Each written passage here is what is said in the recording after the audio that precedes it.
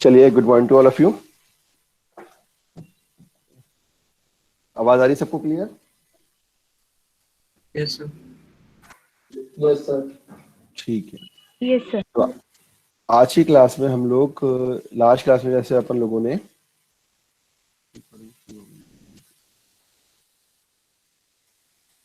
Magnetic circuit का basic start किया था, तो आज उसी को अपन कंटिन्यू करेंगे।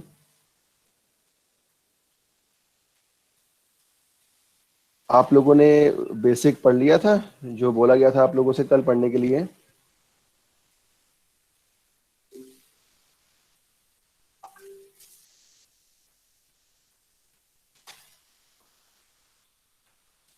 बताएं। जो आप लोगों को पढ़ने के लिए बोला था, आपने पढ़ा कि नहीं पढ़ा अभी? CS and IT both?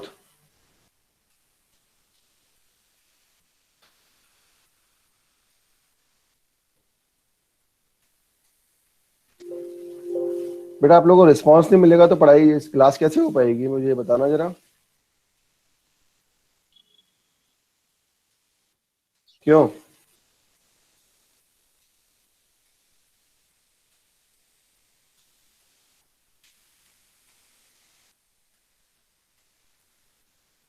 ऐसा अर्थ आप लोग हो नहीं क्या अभी क्लास में?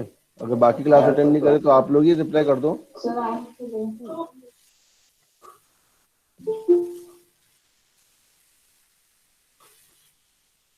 बताएं। यस सर, पढ़ा था थोड़ा। सर मैंने तो नहीं पढ़ा, मतलब अभी क्यों? सर थोड़ा कुछ दूसरा सब्जेक्ट पढ़ रही थी सर। चलिए ठीक है। एक और अनाउंसमेंट था मेरे को, मूडल पे कुछ फीडबैक्स आप लोगों को मैंने अपलोड किए हुए हैं, उसको लेकर। तो आप सभी लोग उसको भी मतलब 15 तारीख तक उसको फिल कर दें, बिकॉज 19, 20 एंड 21 3 दिन की यहाँ पे एक विजिट है, online visit national board of accreditation NBA की। तो उसमें फीडबैक्स काम आएंगे, ठीक है ना? तो टीचर कोर्स कंटेंट को जिसमें अभी 18 स्टूडेंट्स ने फीडबैक भरा है, तो बाकी लोग भरें, है ना? सर सिर्फ आपके मॉडल पेज पे आ रहा है, बाकी टीचर्स में तो आ ही नहीं रहा। तो यार, मैंने अपने मॉडल पेज में आया तो मेरा फीडबैक का मेरे सिलेबस का भरो ना आपको मेरे को दूसरे से क्या लेना देना। क्लियर? Okay sir. इलेक्ट्रिकल में है ना बेटा NBA, इलेक्ट्रिकल डिपार्टमेंट का नेशनल बोर्ड ऑफ एक्रेडिटेशन का इंस्ट्रक्शन है, इसलिए मैंने अपने मॉडल पेज पे डाला हुआ है। बाकी डिपार्टमेंट्स में नहीं है, अभी डिपार्टमेंट वाइज होता है वो, ठीक है? तो पेरेंट सेटिस्फेक्शन सर्वे भी अभी 18 स्टूडेंट्स नहीं भरा हुआ है, उसको भी भरिए आप लोग, है ना? 15 तक इसको भरना है। हार्डली मुश्किल से आप लोगों को 5-10 मिनट लगेगा भरने में, मॉडल पे अपलोडेड है वो। इंग्लिश में भरना है इंग्लिश में हो, हिंदी में भी सर्वे आपका दिया हुआ है, वो भी आप भर सकते हैं, है ना?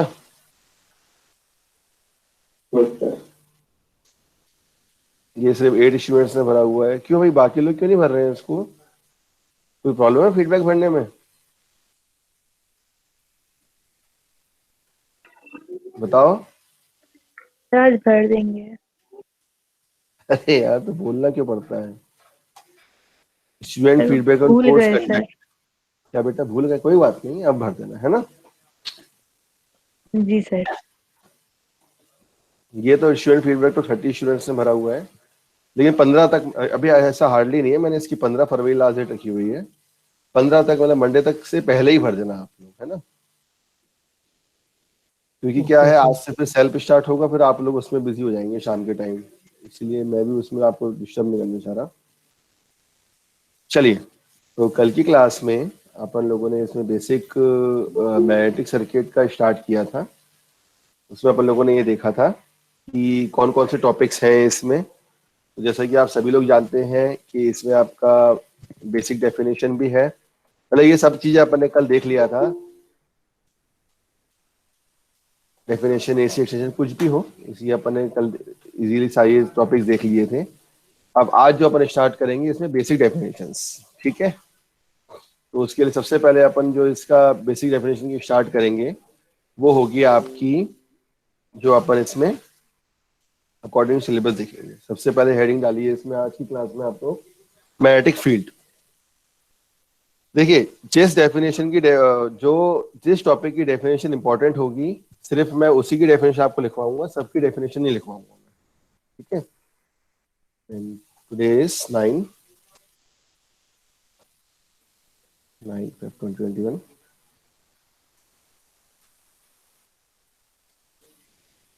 थर्ड में आपकी मैग्नेटिक सर्किट की यूनिट, ठीक है, क्लियर। चलिए, तो इससे सबसे पहला जो आपकी अगर हम बात करें, जो अपन इसका टॉपिक पढ़ेंगे, बेसिक डेफिनेशन, मतलब ऐसी कौन सी डेफिनेशन है जो इसमें अपन को देखनी है। सबसे पहले अपन उनको देखेंगे जो जो इंपॉर्टेंट होगी। उसके बाद पहले अपन इसका थ्योरेटिकल, जैसे अपन ने फर्स्ट और सेकंड यूनिट में पढ़ा था कि अपन सबसे पहले थ्योरेटिकल कंसेप्ट को अप्रोच करेंगे। उसके बाद then after that we will switch to the numerical concept, clear. तो इसके लिए सबसे पहले हेडिंग डालिए आप लोग इसमें, basic definitions.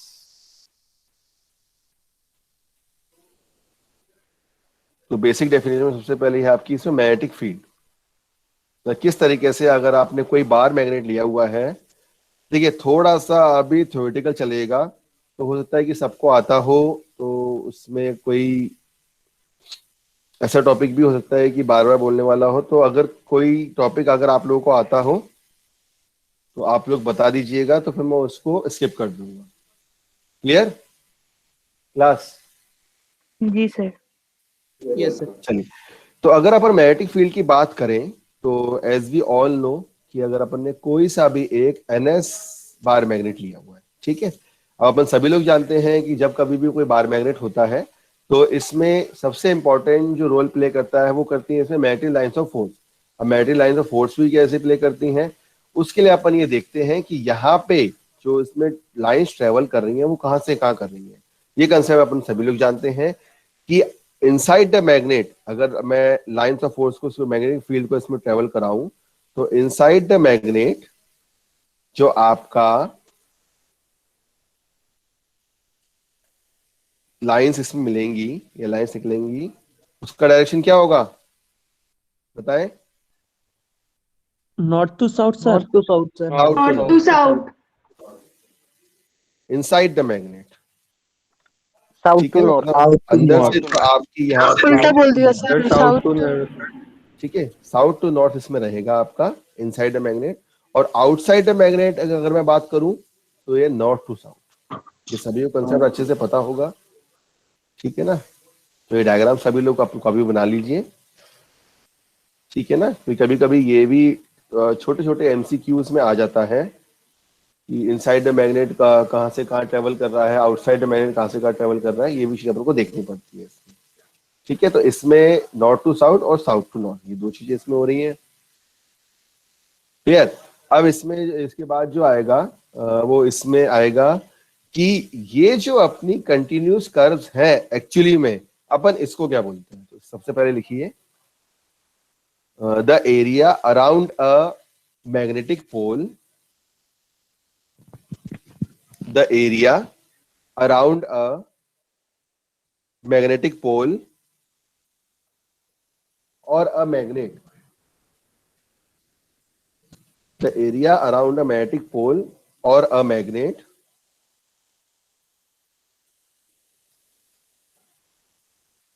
within which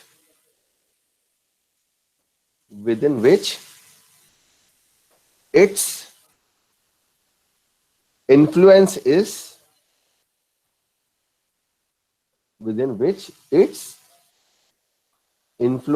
is perceptible।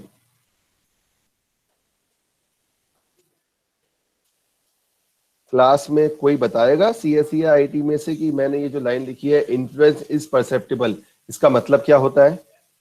जहाँ पे उसका इन्फ्लुएंस इफेक्ट, जहाँ पे वो इफेक्ट करता है, जहाँ पे उसका इन्फ्लुएंस हमको मिलेगा। यहाँ पे उसका इन्फ्लुएंस सर हम फील कर सकते हैं, like influence can be experience.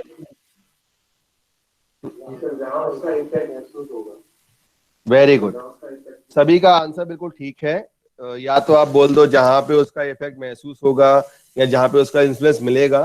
तो मतलब चाहे अपन N2S चल रहे हो, S2N चल रहे हो, या फिर अपन N2S चल रहे हैं, जहां जहां ये चीज मिलेगी वो अपन को जो भी इन्फ्लुएंस आपको मिल रहा है, जहां परसेप्टिव मिल रहा है, this term is known as, क्या बोलेंगे इस टर्म को, कॉमा करके, influence perceptible comma is called magnetic field. मतलब अगर मैग्नेटिक फील्ड का प्रॉपर डेफिनेशन अगर अपन समझे या बोले तो उसका तरीका यही है कि ऐसा कौन सा एरिया जहां पे अपन ने कोई सा भी एक मैग्नेटिक पोल रखा हुआ है या कोई मैग्नेटिक रखा हुआ है जिसके कारण उसका इन्फ्लुएंस परसेप्टेबल हो रहा है। क्लियर? आगे बढ़ूं? इसके बाद अब यहां पे क्या हो रहा है, यहां पे ये जो मैग्नेटिक फील्ड मिल रही है कंटिन्यूस है। तो कंटिन्यूस मतलब मैं आपको दिखाता हूं, मतलब यहां पे भी आपको मिल रही है नंबर 1, ठीक है, यहां पे भी आपको मिल रही है ऊपर मैग्नेट के ऊपर नंबर 2, और इसके मैग्नेट के नीचे भी मिल रही है आपको यहाँ पे नंबर 3, और एस पोल के पास ही मिल रही है आपको नंबर 4, और एन नंबर ऑफ प्लेसेस, जितने भी आपकी यहाँ पे प्लेसेस आपको अवेलेबल होंगी वहां सब जगह आपको ये कंटिन्यूस कर्व मिलेंगे। ठीक है, अब इन कंटिन्यूस कर्व को जो किसी भी एक मैग्नेटिक फील्ड में आपके ये कर्व प्रेजेंट हो उस टर्म को अपन बोलते हैं मैग्नेटिक लाइंस ऑफ फोर्स। ठीक है, तो फुल स्टॉप करके लिखिए such continuous curves in a magnetic field, such continuous curves in a magnetic field are normally termed as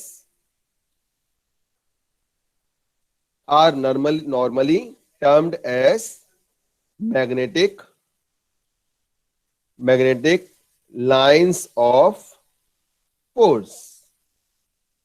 ठीक है, समझ आया? मतलब जितने भी आपके ये कंटिन्यूअस कर्व आपके मिल रहे हैं उसको अपन क्या बोल रहे हैं, these are known as magnetic lines of force. Stop. These lines of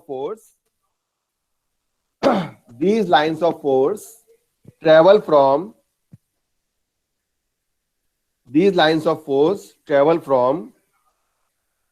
North Pole to South Pole as shown in figure.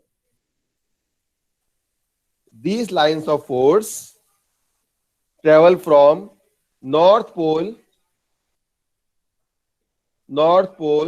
to South Pole as shown in figure. समझ आया? तो दो टर्म अपन ने यहां पे अभी पढ़े। सबसे पहला टर्म अपन ने पढ़ा मैग्नेटिक फील्ड और दूसरा अपन ने टर्म पढ़ा मैग्नेटिक लाइंस ऑफ फोर्स। इन दोनों में किसी को भी कोई डाउट हो तो मुझसे अभी पूछो बेटा। सिंपल फिजिक्स है, ज्यादा इसमें टफ नहीं है। अगर तब भी कोई डाउट है, नहीं तो फिर मैं आगे बढ़ूं क्लास। Yes sir. ये हो गई मैग्नेटिक फील्ड। इसके बाद जस्ट इसी से आपका मिलता जुलता आता है अब number second definition is magnetic flux. Magnetic lines of force से क्या मिल जाता है, आपका फ्लक्स। तो इसमें लिखो अब जितने भी यहाँ पे लाइंस ऑफ फोर्स हैं, चाहे मैंने पहले वाले लूप में लिखा हुआ है 1 में 2 में 3 में 4 में सॉरी, आउटसाइड द मैग्नेट हो या इनसाइड द मैग्नेट हो, इन सब सारे के सारे लाइंस ऑफ फोर्स के कॉम्बिनेशन को अपन क्या बोलते हैं,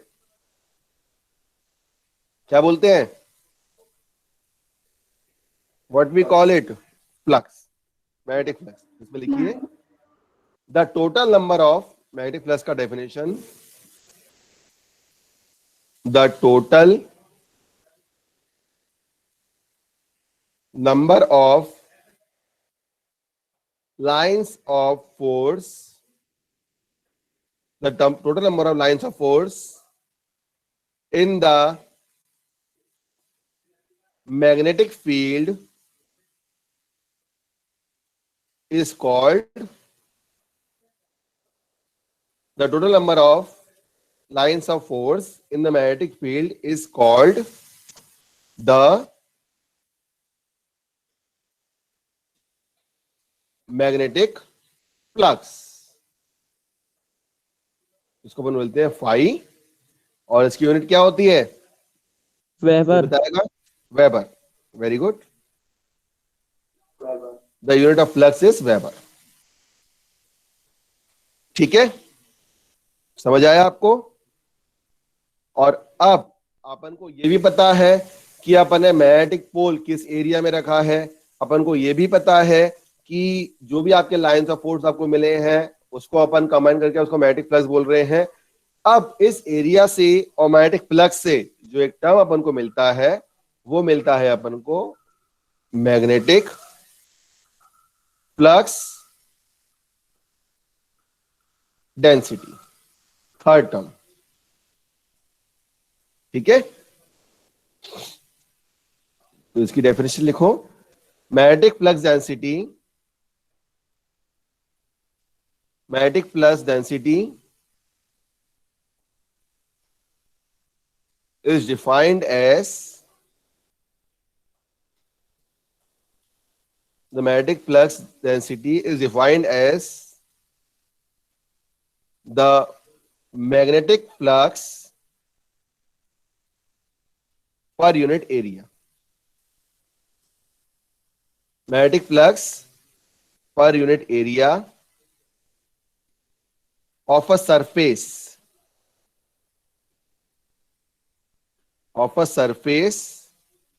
at right angle, at RIGHT, right angle to the magnetic field. ठीक है, इसमें आपको एक चीज का ध्यान रखना पड़ेगा कि जब भी अपन फ्लक्स डेंसिटी की बात करते हैं, ठीक है ना, तो उसमें जो भी अपन एरिया यूज करते हैं, सरफेस यूज करते हैं, वहां पे जो भी आपकी मैग्नेटिक फील्ड का एंगल मिलेगा वो उसका वहां पे राइट एंगल, मतलब उसका 90 डिग्री होना चाहिए। ठीक है ना, सबको पता है ना बेटा ये कंसेप्ट? यही कंसेप्ट बताना है, ठीक है ना? तो ये हो जाएगी ये वाला कंसेप्ट। इसका मतलब क्या है, कितना आपके पास फ्लक्स है, कितना आपके पास एरिया है, उस फ्लक्स और उस एरिया में जो भी आपका राइट एंगल मैग्नेटिक फील्ड से मिल रहा है वो आपको मिल रहा है क्या? Magnetic flux density, that is phi by A and it is determine capital B. तो मैग्नेटिक फ्लक्स को अपन फाई से इंडिकेट करते हैं, मैग्नेटिक फ्लक्स डेंसिटी को अपन बी से इंडिकेट करते हैं। अगर एरिया किसी भी आपके मीटर स्क्वायर में है तो फ्लक्स की आपकी यूनिट होती है वेबर, और एरिया की यूनिट क्या हो जाएगी आपकी? Metre square. तो the unit of magnetic flux density is weber per metre square, या फिर और उसको क्या बोला जाता है बेटा? Tesla. Tesla. Very good. Tesla. Tesla is the name of scientist जिन्होंने मैग्नेटिक फ्लक्स डेंसिटी का इन्वेंशन किया था। उसी से आपका यहाँ पे मैग्नेटिक फ्लक्स डेंसिटी की वेबर पर मीटर स्क्वायर बोलने, या फिर इसको टेस्ला बोलने। इन दोनों डेफिनेशंस, ये जो अभी अपन ने 3 डेफिनेशंस लिखी हैं, इसमें किसी को कोई डाउट है तो बताओ, नहीं तो फिर अपन आगे बढ़े।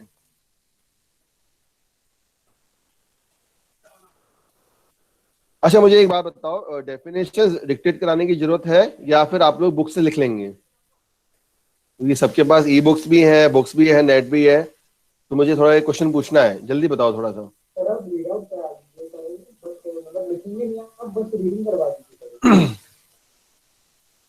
मतलब मैं लिखूं नहीं, आप लोग लिखोगे नहीं, बुक से पढ़ लोगे? सर सॉर्टेड में रिवाइज करवा दीजिए बस। सर जो कंटेंट देखो हमने सर ऐसा ही सही लग रहा है। चलो ऐसा ठीक लग रहा है, ठीक है, ठीक। देखो वैसे तो जो बिल्कुल इंपॉर्टेंट और सिलेबस के अकॉर्डिंग और टर्म के अकॉर्डिंग, जैसे अपन ने सबसे पहले क्या किया, अपन ने सबसे पहले मैग्नेट उठाया। मैग्नेट में क्या क्या चीज थी? सबसे पहले मैग्नेटिक फील्ड आई, उसको ले लिया। उसका मैग्नेटिक लाइंस ऑफ फोर्स आ गया, उसको ले लिया। देन आफ्टर दैट इसमें आपका फ्लक्स आ गया, उसको ले लिया। फ्लक्स डेंसिटी आ गया, उसको ले लिया। अब एक बहुत ही इंपॉर्टेंट टर्म आता है जिसको अपन क्या बोलते हैं? Number 4 definition is permeability.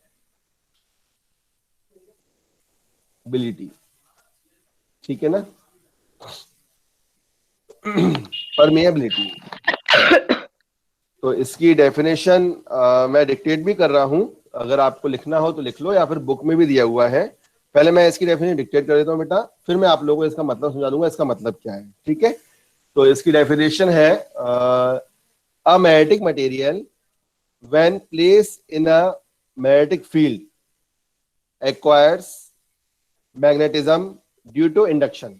ठीक है, मतलब कोई सा भी आपने एक मैग्नेटिक मटेरियल लिया है, उस मैग्नेटिक मटेरियल को आपने एक मैग्नेटिक फील्ड में रखा हुआ है। जैसे ही आप उसको मैग्नेटिक फील्ड में रख रहे हो तो क्या हो रहा है आपका, उसमें आपका with the help of Faraday's loss of electromagnetic induction, तो वहां पे जो इंडक्शन बिहेवियर के कारण जब आपका इलेक्ट्रिक कॉम्बिनेशन और मैग्नेटिक कॉम्बिनेशन दोनों आ रहे हैं, तो आपका उस मैग्नेटिक मटेरियल में आपका एक मैग्नेटिज्म हो रहा है। ठीक है ना। अब जैसे ही वो आपका मैग्नेटिज्म होगा तो वहां पे क्या होगा, एक परमिएबिलिटी टर्म का मतलब आएगा। परमिएबिलिटी का मतलब ये होता है किसी भी चीज को परमिएट करना या पेनिट्रेट करना। ठीक है ना। तो इसमें लिखो या फिर मैं बता देता हूं, the measure of the degree to which the lines of force of magnetic field can penetrate और permeate the medium is called absolute permeability of the medium। अगर कोई सा भी आपने मैग्नेटिक मटेरियल लिया, उसमें आपने इंडक्शन प्रिंसिपल की से आपने क्या किया सर है, इतना उसमें जल्दी आपने कैसे लिखे? भाई सर आप बहुत जल्दी बोल गए। सर पहले वाली तो लिख ली सर, ये वाली तो पूरी उड़ गई। मेरे फिर से रीड कर रहा हूं, लिखो अ magnetic material when placed in a magnetic field. फिर से रिपीट करता हूं, अ magnetic material when placed in a magnetic field acquires magnetism due to induction। ठीक है, यहां तक लिख लिया। acquires magnetism due to induction।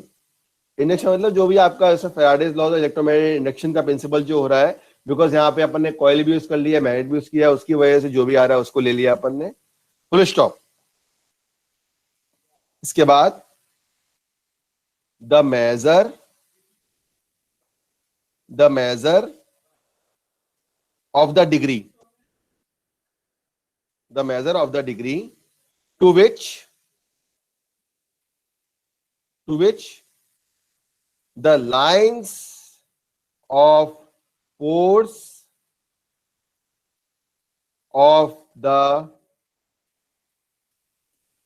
magnetizing field, the measure of the degree to which the lines of the force of the magnetizing field can penetrate or permeate the medium is called absolute permeability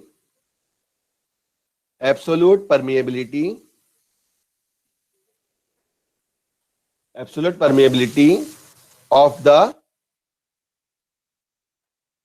medium। ठीक है, ये definition है इसकी। और इसका जो indication होता है, this is a constant parameter.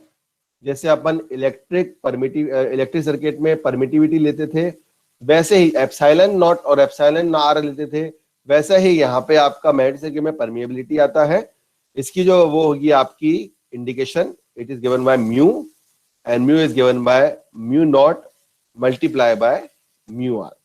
तो म्यू जो है आपका, दिस म्यू जो एब्सोल्यूट परमिएबिलिटी अपन मीडियम की बात कर रहे हैं, इसको अपन म्यू बोल रहे हैं। और यहाँ पे जो आपका म्यू नॉट है, म्यू नॉट की वैल्यू क्या होगी बेटा, बताइए फटाफट। 4 pi upon 10 4 pi into 10 to power minus upon 7। नहीं होगा, 4 pi into 10 to power minus 7। हाँ, 4 पाई अपॉन 10 टू पावर 7 भी लिख सकते हो उसमें, ठीक है, सही बोला। तो वैसे अपन जनरल टर्म्स में इसको 4 pi into 10 to power minus 7 बोलते हैं। एंड दिस इज अ, क्या बोलेंगे इसको, ये किसकी परमिएबिलिटी है? एयर की free space. Vacuum this is the permeability of free space और एयर, ठीक है। And the value of mu r, ये आपको हर मैग्नेटिक सर्किट की, हर मैग्नेटिक मटेरियल की, चाहे वो फेरीमैग्नेटिक है, फेरोमैग्नेटिक है, पैरामैग्नेटिक है, डायमैग्नेटिक है, जो भी आपका मैग्नेटिक मटेरियल होगा उसकी आपकी एप्सिलॉन आर की वैल्यू उसके लेंथ और एरिया और उसके आयरन पीस के अकॉर्डिंग उसकी रिलेटिव परमिएबिलिटी की जो वैल्यू होगी वो वेरी करेगी, ठीक है ना। That is mu r equal to relative permeability.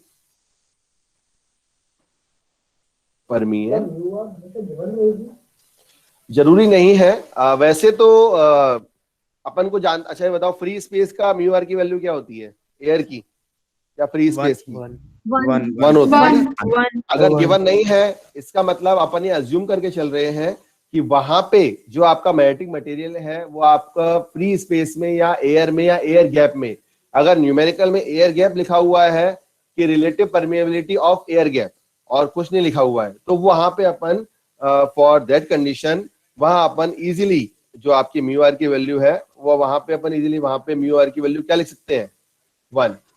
किसके लिए होती है ये? फॉर एयर गैप के लिए। एयर गैप के लिए 1 ही होती है ना, मतलब कोई सा भी एयर की वैल्यू ले, कुछ भी ले लो आपका, तो क्या होता है न्यूमेरिकल कभी कभी घुमा के आ जाते हैं, ठीक है ना, समझ आया? तो परमिएबिलिटी का मेन कंसेप्ट क्या है? परमिएबिलिटी का मेन कंसेप्ट ये है कि कोई सा भी आपने मैग्नेटिक स्ट्रक्चर लिया हुआ है यहाँ उस जिसमें इंडक्शन के बिहेवियर के कारण मैग्नेटिज्म प्रॉपर्टी आ रही है, उसमें ऐसी कौन सी चीज जो कि अपने लाइंस ऑफ फोर्स को या मैग्नेटिक फील्ड को पेनिट्रेट करे या परमिएट करे, मतलब परमिशन दे उसको आगे बढ़ाने की, तो वहां पे अपन ये कांस्टेंट पैरामीटर लेते हैं जिसको अपन इंडिकेट करते हैं म्यू से, ठीक है ना। अब ये जो यहाँ पे म्यू है, इसमें यहाँ पे म्यू नॉट जो है ये बहुत ही इंपॉर्टेंट रोल प्ले करता है, जिसको अपन अब नेक्स्ट टॉपिक में देखेंगे, ठीक है ना। इस स्लाइड में या किसी भी टर्म में किसी को भी कोई डाउट हो सीएससी या आईटी में तो मुझसे अभी पूछ लो, या किसी को अपनी तरफ से जो जिसको अपना 12th हायर सेकेंडरी का जो याद आ रहा है परमिएबिलिटी का कंसेप्ट, अगर किसी को रिवाइज करना है तो वो भी उसका भी आपका यहाँ पे बिल्कुल मोस्ट वेलकम।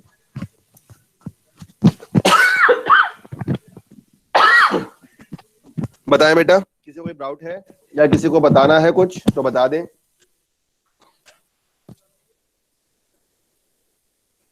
बताओ गरिमा, परमिएबिलिटी बताना है एक बार, आपने क्या समझा? Sir, permeability, so it's the degree of penetration of a medium. अरे वो तो सामने लिखा हुआ है यार, अगर कोई आपसे टेक्निकल हिंदी में मतलब पूछे कि मतलब क्या हो रहा है, प्रैक्टिकली बताओ परमिएबिलिटी का मतलब, तो क्या बोलोगे? खरबूजे को देख के सर खरबूजा रंग बदलता है। हाँ संस्कार एक बोलो आप मीडियम बोलो। सर खरबूजे को देख के खरबूजा रंग बदलता है। हाँ संस्कार आप बोलना फिर से, आवाज नहीं आई आपकी। सर खरबूजे को देख के खरबूजा रंग बदल रहा है। ये मतलब हुआ इसका? यस सर, किसी के इन्फ्लुएंस से दूसरे में मैग्नेटिक प्रॉपर्टी आ रही है, उसको ही परमिएबिलिटी कहते हैं। चलो एग्जाम्पल तो अच्छा दिया है। और कोई और कुछ बोल रहा था अभी? आगे बढ़ूं? चलिए, तो अभी तक अपन ने ये देखा कि जो भी आपका फ्लक्स डेंसिटी आ रहा है, जो भी आपने टर्म आ रहे हैं, चाहे आपका मैग्नेटिक फील्ड हो, चाहे मैग्नेटिक लाइंस ऑफ फोर्स हो, चाहे मैग्नेटिक फ्लक्स हो, चाहे मैग्नेटिक फ्लक्स डेंसिटी हो, अब ये क्या हो रहा है, ये सब तब हो रहे हैं जब अपन ने कोई सा भी एक मैग्नेट लिया हुआ है और उसमें लिया हुआ है।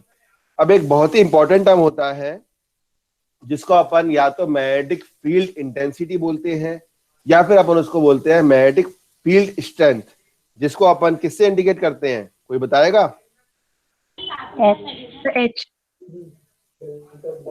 एच से इंडिकेट करते हैं। बी तो हो गया है ना, बी तो एक्चुअली में आपका मैग्नेटिक फ्लक्स डेंसिटी है। तो इस एच के कंसेप्ट को पढ़ने के लिए अपन अब उसका डेफिनेशन तो नहीं पढ़ेंगे, वो बुक में दिया हुआ है इजीली, तो आप लोग देख लेना। अब अपना जो नेक्स्ट टॉपिक है वो है आपका रिलेशन बिटवीन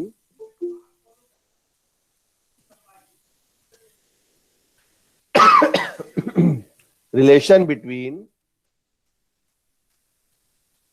magnetic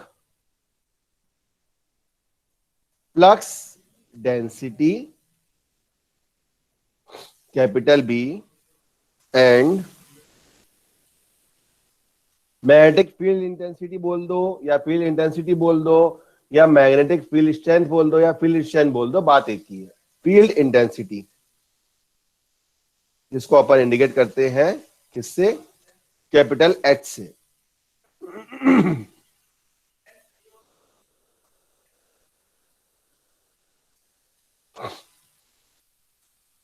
एच, ठीक है। तो रिलेशन बिटवीन द इसका आपका magnetic flux density and field density, ये वाला कंसेप्ट अपन को यहाँ पे इसमें देखना है, ठीक है। तो इसमें लिखिए सभी लोग, एट एनी पॉइंट, ये थोड़ा इंपॉर्टेंट कंसेप्ट है थोड़ा सा, at any point in a magnetic field, at any point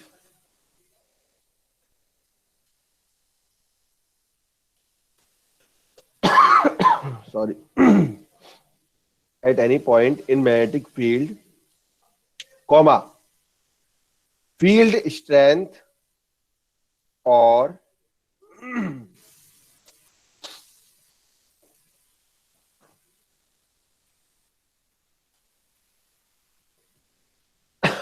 at any point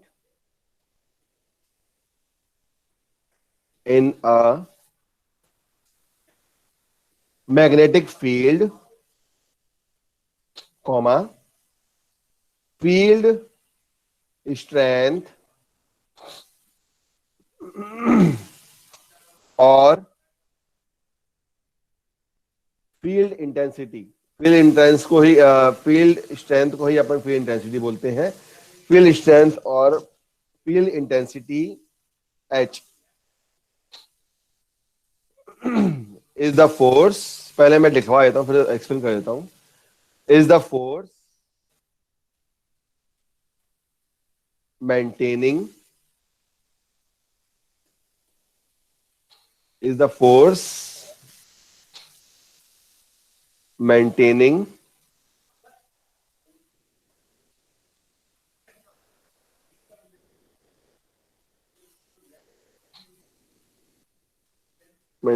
the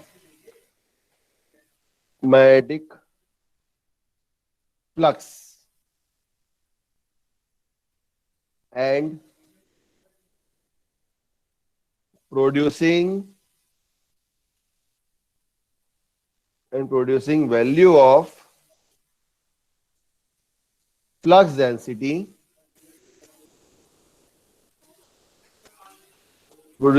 of flux density, capital B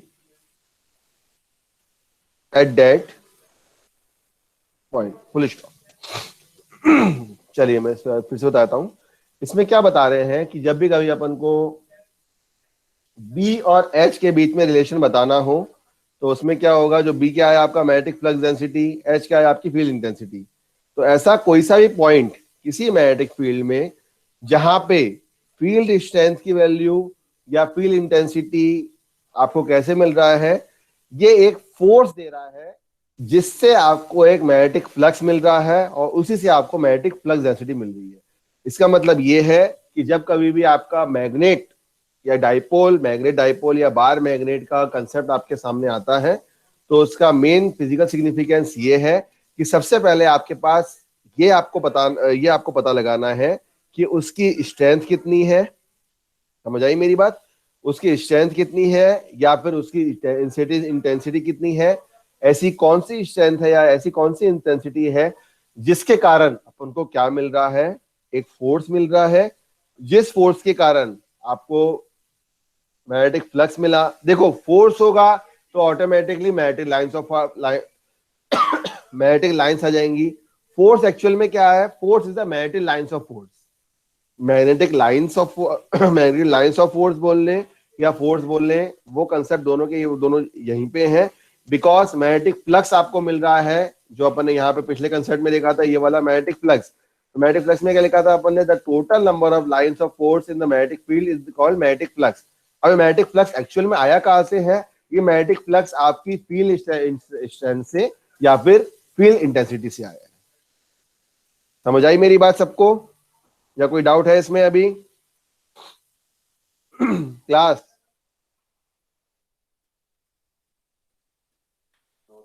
ठीक है। तो मैग्नेटिक फ्लक्स थोड़ा सा इसमें ध्यान देना पड़ेगा कंसंट्रेशन से, क्योंकि नया बिल्कुल फर्स्ट और सेकंड से बिल्कुल हटके है और आप लोगों से भी थोड़ा सा भी लिंक इसका छूटा हुआ है।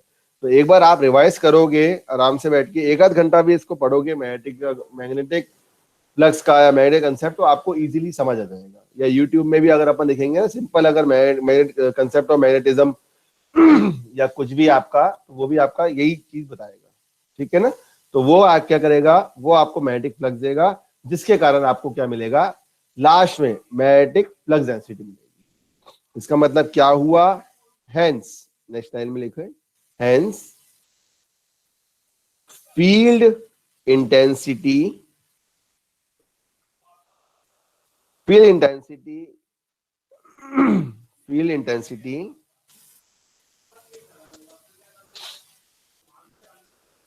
मतलब आपका H की वैल्यू, फील्ड इंटेंसिटी जिसको अपन बोल रहे हैं क्या, H। This field intensity is the cause and the flux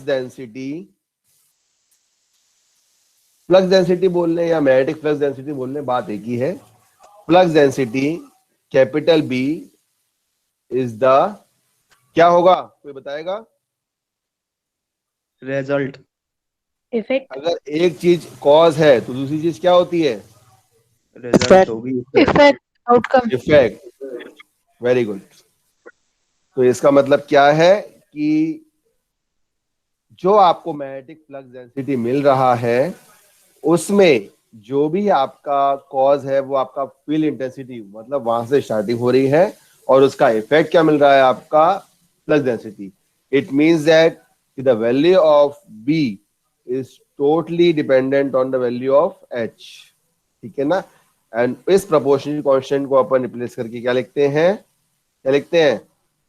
mu naught H, ठीक है ना।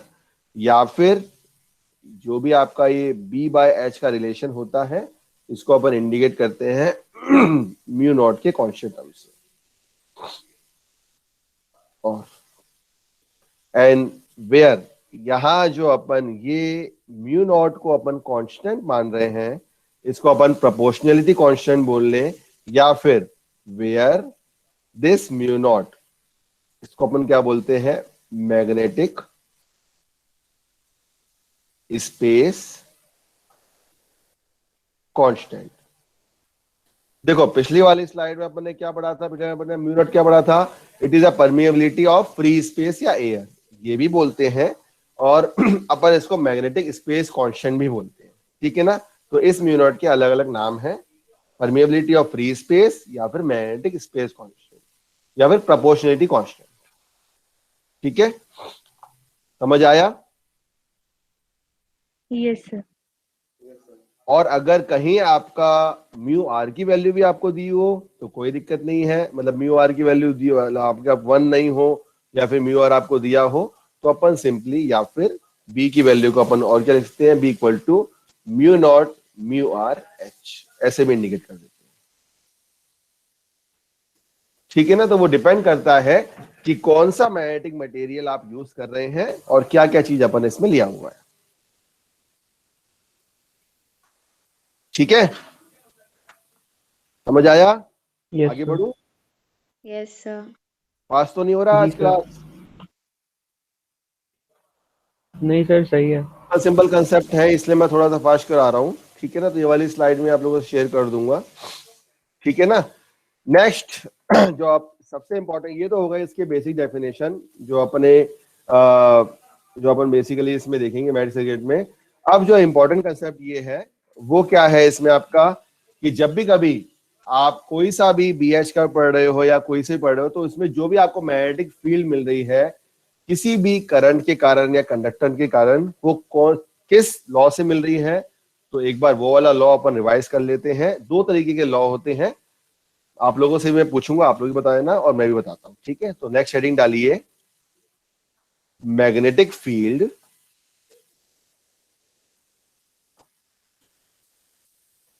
बेटा आप लोग इसको मैग्नेटिक सर्किट वाली यूनिट को अगर साथ साथ में बुक से पढ़ोगे तो ही आपको समझ में आएगी, नहीं तो आपको समझ में नहीं आएगी। अच्छा मुझे बताओ कि आप लोगों में से कितने लोगों को चैट बॉक्स में यस और नो कर देना, मैग्नेटिक कंसेप्ट का मैग्नेटिक सर्किट कंसेप्ट अच्छे से अभी तक याद है। बिल्कुल सीरियसली लिखना, कोई दिक्कत वाली बात नहीं। किसी को नहीं याद हो तो इसका कोई वो नहीं मिल रहा है। सर 70-30 का है।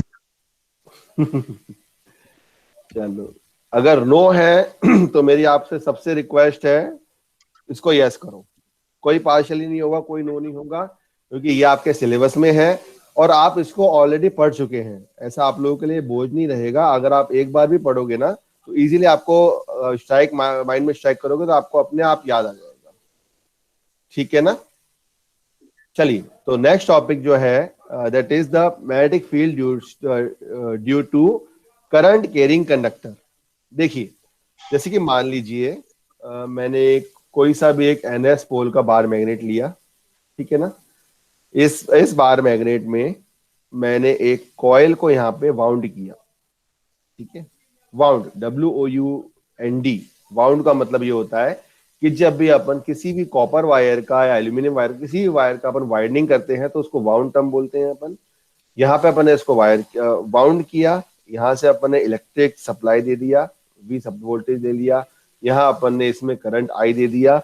इस करंट I से जैसे ही आपका यहाँ पे करंट I दिया वैसे ही इस NS पोल में यहाँ पे आपको क्या मिलने लगेगा, क्या मिलेगा? Magnetic field. फ्लक्स मिलेगा, मैग्नेटिक फ्लक्स। अब जो अपन ने बहुत सारी लाइनें बनाई थी ना, H2N हो या N2S हो, कुछ भी अपन ने बनाई हो तो अपन ने उन लाइंस को अपन ने यहाँ से सारी लाइंस को हटा दिया।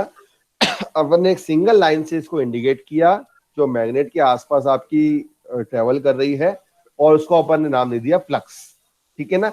अब यहाँ पे जो मैंने लिया हुआ है ये टॉपिक जो है magnetic field due to current carrying conductor, इसका जो सबसे पहला और सबसे इंपॉर्टेंट लॉ जो है, समन कौन सा लॉ है बताओगे?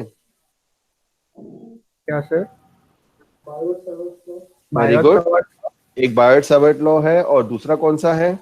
Ampere circuital law. Very good, ampere और एम्पियर्स में apostrophe S. Ampere circuital law बोल लो या एम्पियर सर्किट लॉ बोल लो, दोनों बात एक ही है, ठीक है ना, दोनों में कोई चेंज नहीं है। एम्पियर सर्किटल लॉ मतलब आपका ACL है ना। कल अपन ने स्लाइड में इसको किरचॉफ सर्किट लॉ भी बोला था वहां पे, तो अपन इसको एम्पियर सर्किट लॉ से ही आप लोगों को ज्यादातर याद है। तो इसमें लिखिए फटाफट, 10 मिनट की क्लास बची है, खत्म करना है आज ये टॉपिक। लिखिए फटाफट, the relation between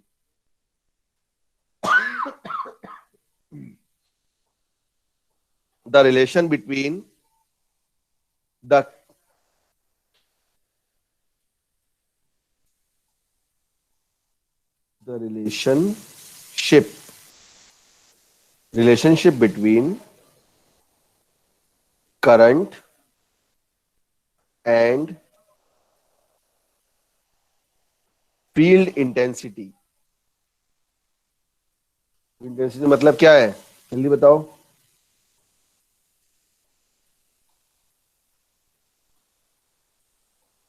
field intensity क्या है class? Magnetic field. H। Very good, क्या बोलते हो यार, फील्ड इंटेंसिटी पूछ रहे हो, रोहन आप बोल रहे हो मैग्नेटिक फील्ड, वो अलग चीज है। वो फील्ड स्ट्रेंथ और फील्ड इंटेंसिटी मैंने अभी पिछली स्लाइड में बताया है आपको, जल्दी भूल जाते हो यार। ये देखो सामने लिखा हुआ है ऊपर, फील्ड स्ट्रेंथ और फील्ड इंटेंसिटी, ठीक है। तो the relation between current and field intensity can be obtained using amperes circuit law. Ampere circuit law बोलो या फिर एम्पियर सर्किटल लॉ, बात एक ही है। ठीक है, तो इसमें आपका एम्पियर सर्किटल लॉ में क्या होता है, इसमें अपन क्या लेते हैं, कोई सा भी एक क्लोज इंटीग्रेशन ले लेते हैं, क्लोज इंटीग्रेशन ले लेते हैं किसी भी एक डेफिनेट लेंथ का, डीएल का मतलब कितना आपका बार मैग्नेट का लेंथ है वो ले लेते हैं, और इसको अपन किससे करते हैं, इसमें अपन फील्ड इंटेंसिटी लेते हैं, और इसको अपन लेते हैं किसके, समीशन ऑफ करंट के, मतलब कितना करंट आपके कितने, जो भी आपका मैग्नेट दिया हुआ है, मैग्नेट प्रॉपर्टी है, उसमें कितना करंट की वैल्यू आपकी इसमें ट्रेवल हो रही है, ये इसको इंडिकेट करता है। या फिर अगर एक सिंगल करंट दिया हुआ है तो उससे भी अपन इसको इंडिकेट करते हैं, that is H dot D L equal to I, इससे भी अपन मेंशन कर देते हैं। अब मुझे कोई बताएगा यहाँ पे जो अपन डेफिनेट लेंथ ले रहे हैं इसको अपन किस पैरामीटर से इंडिकेट करेंगे? 2 pi R. What is 2 pi R? Sir projected area. Parameter. Cross section का परिगम सर, वो एरिया क्रॉस सेक्शन का परिगम करेंगे सर जिसमें पूरा करंट आ जाए वही होगा एरिया। जिसमें पूरा करंट नहीं, डीएल क्या है मुझे बताओ, ये डीएल क्या है यहाँ पे, डेफिनेट लेंथ क्यों बोल रहा हूँ? एम्पियर लूप बनाएंगे इसके लिए पहले। एम्पियर लूप बनाएगा, और आंसर दो। और फिर इसका रेडियस ले लेंगे एम्पियर लूप का, तो 2 पाई आर लगा देंगे। वेरी गुड, विनायक ने बिल्कुल सही बताया कि जो भी आपका एम्पियर लूप अपन यहाँ पे दे रही है, जैसे अपन ने यहाँ पे बार मैग्नेट लिया हुआ है, मान लीजिए यहाँ पे इसकी डेफिनेट लेंथ मैंने मान ली डीएल, ठीक है, यही होगा ना, आया ना? तो ये जो डेफिनेट लेंथ है डीएल मतलब सॉरी, ये आपका टोटल इसकी लेंथ हो जाएगी एल, और इसका जो स्मॉल अमाउंट अपन इसका डीएल का मतलब ये है कि अपन कोई भी इसमें छोटा सा पोर्शन ले लें, और इसके बाद इस डीएल से अपन इसका सर्कमफ्रेंस निकाल रहे हैं, तो वो अपना क्या है यहाँ पे, क्या आ रहा है, this is the 2 pi R. ठीक है, तो इसको अपन इंडिकेट करते हैं H L equal to I, या फिर H into 2 pi R is equal to I, या फिर इसको इंडिकेट करते हैं H is equal to I upon 2 pi R. Sir एक डाउट है, हाँ पूछो। 12th क्लास में हमने पढ़ा था कि आई के साथ हम म्यू नॉट भी लिखते थे।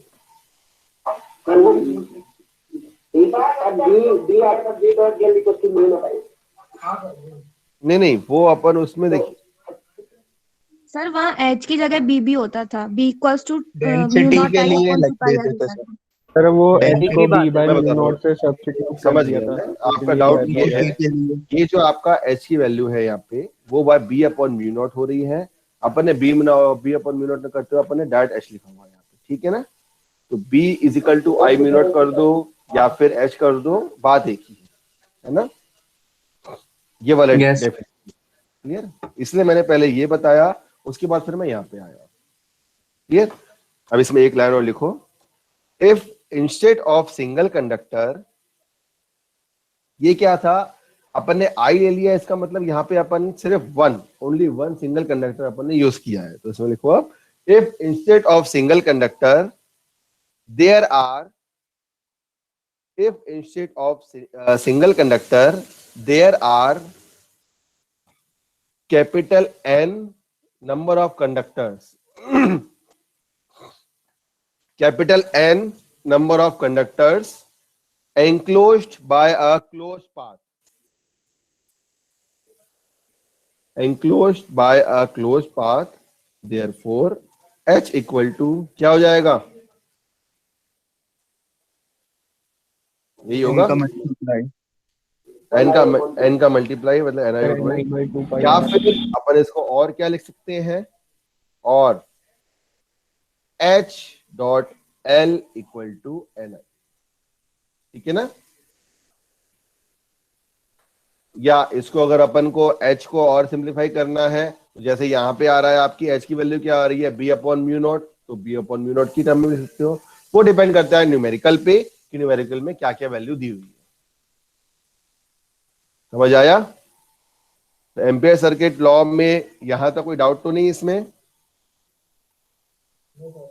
ठीक है, एक लॉ ये होता है जो अपन एच में निकालते हैं। एक और नेक्स्ट जो लॉ है, last topic of today's class, that is Biot-Savart law. तो आज आप लोगों का असाइनमेंट यही है कि नेक्स्ट क्लास में आप सभी लोगों को जो आपका बायोट-सैवर्ट लॉ है, ये सभी लोगों को इसमें क्लास में इसमें सॉल्व करके आना है। डेफिनेशन आपका एग्जाम में नहीं आता, लेकिन मैं इसलिए आपसे सॉल्व करवा रहा हूं जिससे आपने जो भी इसको पढ़ा हुआ है वो आपका एक बार रिवाइज हो जाएगा। ठीक है, क्लियर? Yes sir. है ना? तो ये पहला असाइनमेंट है आपका यूनिट 3 का। ये आज खुलेगा और कल बंद हो जाएगा, सिर्फ एक दिन के लिए मैं इसको ओपन करूंगा। क्लियर? Okay sir. ठीक है ना? सर हमारे सेल्फ भी रहेगा सर, कैसे करेंगे? अरे यार सेल्फ तो 5 से 7 है यार, मैं कोऑर्डिनेटर हूँ, मुझे नहीं पता कि सेल्फ के बारे में कैसी बातें करते हो तुम लोग यार। सर 12 बजे तक रहेगा ना ये, कल तक? सुबह 8 बजे से क्लास कैसे हो रही है? नितांशी इसने कल भी बोला था क्लास में, मैंने इससे पूछा नहीं। 8 बजे से सर क्लास सर वो IoT ट्रेनिंग वर्कशॉप की क्लास। एक मिनट, स्टूडेंट्स कोई एक जना choose बोलो, किया है, एक जना बोलो प्लीज, एक जना सर बोलो। IoT की वर्कशॉप चल रही है सर, वो कुछ स्पेसिफिक स्टूडेंट्स ने किया है, सबके लिए नहीं होती सर। IoT की वर्कशॉप चल रही है, तो ये चीज मेरे को पहले बताना चाहिए थी ना आपको। चलो 2 दिन के लिए ओपन करूंगा मैं इसको, ठीक है? तो आज की क्लास जो भी है, एक तो ये वाले नोट्स अभी तक क्लास में क्या पढ़ाया है ये अपलोड होगा उसमें। अगर आपने अभी कॉपी में लिखा हुआ है तो आप उसको भी एज इट इज लिख सकते हो, अपलोड कर सकते हो, या किसी ने कॉपी में नहीं लिखा हुआ है वो भी इसमें लिख सकते हैं या पे। और इसके बाद बायोट-सैवर्ट लॉ, इतना आपको करना पड़ेगा। देखो थोड़ा सा आप इसमें थोड़ा सा आपको फास्ट सर होना तो पड़ेगा। पूरा लिखना है ये सारी सर डेफिनेशन मतलब जितना पढ़ाया है कल से आज तक बायो-सैवर्ट लॉ तक पूरा सबमिट? हाँ कर दो, मुझे आज की क्लास में कर दो। कल तो खैर मैंने हाँ, सर। सिंपल प्रेजेंटेशन दिया था, तो ये मैंने आप लोगों से भी शेयर कर दिया है, तो इसका ओके इतना हाँ जरूरी सर, मतलब अभी तक जितना पढ़ा है आज का यूनिट कर 3 में वो। देते। आज का ये तो आपके पास है ही ऑलरेडी। मतलब मैं इसलिए लिखवा रहा हूँ ताकि आपके नोट्स भी बन जाएंगे और आप लोगों को समझ भी आ जाएगा कि सर ने क्या क्या पढ़ाया, तो ये हो जाएगा। ठीक है, 5 बजे से है और आप लोगों का लैब भी होगी, कोई दिक्कत नहीं है। और फ्राइडे को जो आप लोगों की ये 2 बजे वाला सेक्शन ये है, इसमें मैं आप लोगों का जो वो आपका वो है मैंने बोला है वो चीज मैं रखूंगा इसमें। ठीक है ना? जो आपकी एडिशनल क्लास डाउट वाली क्लास होगी 2 से 4, और 1-to-1 इंटरेक्शन होगा। तो जिस चीज का होता जाएगा वो अपनी क्लास लेफ्ट कर सकते हैं, जरूरी नहीं है कि आपको 2 घंटे के लिए रहना है। ठीक है ना? रोल नंबर वाइज में क्वेश्चंस पूछूंगा आपसे और जिसका होता जाएगा वो लेफ्ट कर सकता है। ठीक है, क्लियर? सर थोड़ी अच्छी राइटिंग में नहीं लिखा है, चलेगा ये या दोबारा लिखूं? समझ नहीं आया, फिर से बोलना, क्या बोल रहे हो? सर ये जो आज के नोट्स है थोड़ी अच्छी राइटिंग में नहीं लिखे हैं, दोबारा लिखना पड़ेगा? नहीं तो राइटिंग में नहीं लिखे मतलब तो मैं ऐसे ही समझ मतलब लिख नहीं रहे थे। नहीं लिखा तो है सर, पूरा लिखा है, लेकिन वो थोड़ी राइटिंग ऐसी है कि देखो नहीं समझ सकता कोई हूँ दिक्कत नहीं है, आपने जैसा लिखा है कोई दिक्कत नहीं है। आपने जैसा है, आपने अगर रफ बनाया है तो रफ भी अपलोड करोगे तो वो भी चलेगा, मतलब मुझे दिख जाएगा कि आपने कुछ किया है। लेकिन ये बायोट-सैवर्ट वाला जो टॉपिक है ये थोड़ा सा आपको अच्छे से लिखना पड़ेगा। सर ऑनलाइन ठीक है ना? लिखा है सर, वो कर सकते हैं? क्या करा है? सर ऑनलाइन मतलब ऑनलाइन नोट्स बनाए हैं सर। नहीं ऑनलाइन नहीं, online is not acceptable. Okay, okay sir. Online पढ़ रहे हो तो फिर क्लास का ही मतलब क्या है यार? सर वो फ्राइडे को है ना जो आपने बोला 1-to-1 वाला? फ्राइडे को 2 बजे के बाद। Okay sir. ठीक है, तो आज की क्लास मेरी